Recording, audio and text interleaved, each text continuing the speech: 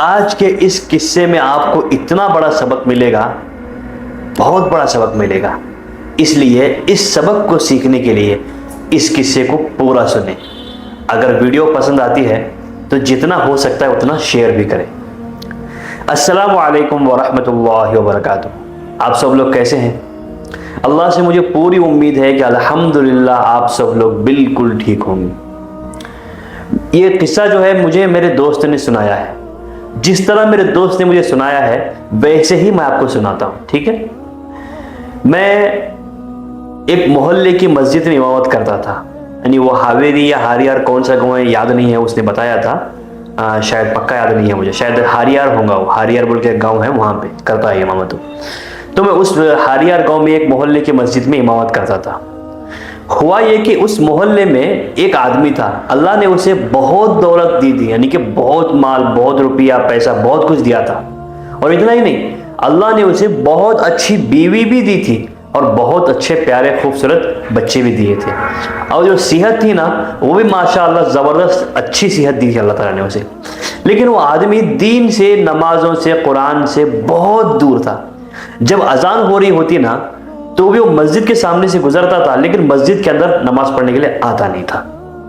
मोहल्ले में बहुत सारे लोग नमाज पढ़ने के लिए आते थे, कुरान की तिलावत करते थे, आके दीन की बातें सुनते थे। लेकिन वो, मैं जितने भी साल रहा, तकरीबन मैंने 5 साल वहां पर इमामत किया। मैंने 5 साल में मैंने एक बार भी उसे नहीं देखा। हाँ, बाहर घूमते हुए, कुछ खरीदते हुए, मार्केट में जो दौलत दी अल्लाह ने, वो गाड़ियां खरीदते हुए, ये वो खरीदते बहुत देखा। लेकिन मस्जिद में आते हुए मैंने उसे दीन की तरफ आते हुए कभी नहीं देखा। एक दिन मैं असर की नमाज पढ़ाने के लिए मस्जिद में आया। आके मैंने देखा कि वो जो इतने दिन से नमाज नहीं पढ़ा था बंदा, वो अचानक जो है आके मस्जिद में कुरान पढ़ते हुए बैठा हुआ है। देखते ही मुझे शौक लगा। 5 साल में मैंने आज तक कभी देखा नहीं इसे, लेकिन ये अचानक कुरान क्यों पढ़ रहा है? फिर नमाज भी पढ़ रहा था। मैंने सोचा कि चलो कोई ना कोई दिल में आया हुआ, कभी आया हुआ आ गया, तो ये सोच के मैं खामोश हो गया। लेकिन वो ऐसा नहीं रहा। उसके बाद से वो कंटिन्यू बाकायदा सबसे पहले मस्जिद में नमाज पढ़ने के लिए आता था और पहली सफ में नमाज पढ़ता था खड़ के। और इतना ही नहीं, कुरान की तिलावत करता था। कभी कभी तो मस्जिद से बाहर जाता ही नहीं था, मस्जिद में ही रहता था और दीन की बातें सुनने के लिए सबसे आगे होता था।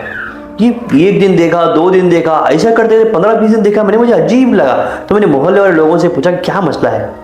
तो उन मोहल्ले वाले लोगों में उसका एक दोस्त मिला मुझे, जो करीबी दोस्त था उसका।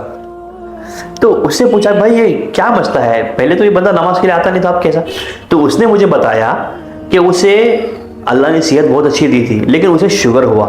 और शुगर इतना हाई हो गया, वो कोई बीमारी हुई या कुछ जख्म कुछ लगा, पक्का याद नहीं है मुझे, वो लगा उसे, जिसके वजह से उसके हाथ की ये शहादत वाली उंगली होती है ना, ये उंगली काटनी पड़ी।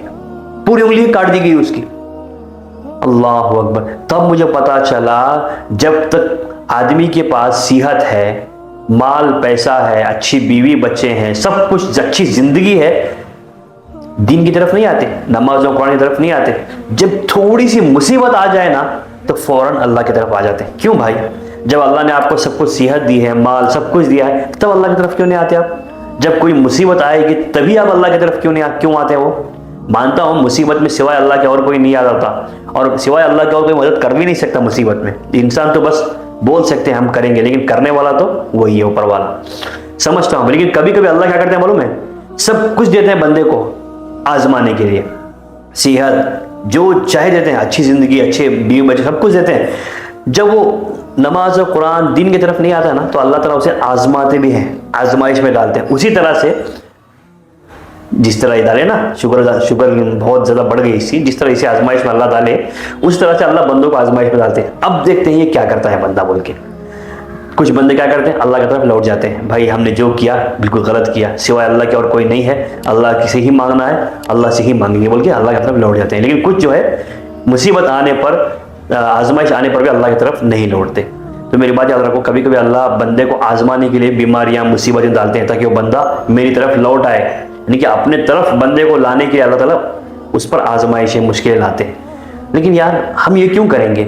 हम सीधा सीधा अल्लाह, हाँ कुछ लोग ऐसे ही होते हैं कि अल्लाह की तरफ होते हैं, लेकिन फिर भी उन पर आजमाइशें आती हैं, वो अल्लाह की तरफ से होती है, उसका सिला इंशाअल्लाह आखिरत में आपको जरूर मिलेगा।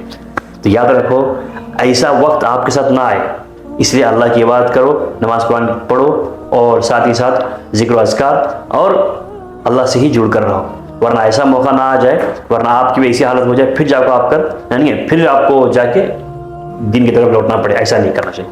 अल्लाह ने जब जितना और सेहतमंद की जो इबादत है ना, वो जो सेहतमंद रहता ना, बहुत फिट फाट रहता है, उसकी जो इबादत होती है, और जो सेहत जिसकी कमजोर होती है, जो बूढ़ा होता है, वो है ना, जवानी की इबादत जो है ना, बुढ़ापे से ज्यादा अफजल होती है, याद रखो। चलिए आज के लिए बस इतना ही, फिर मिलेंगे अगले हफ्ते।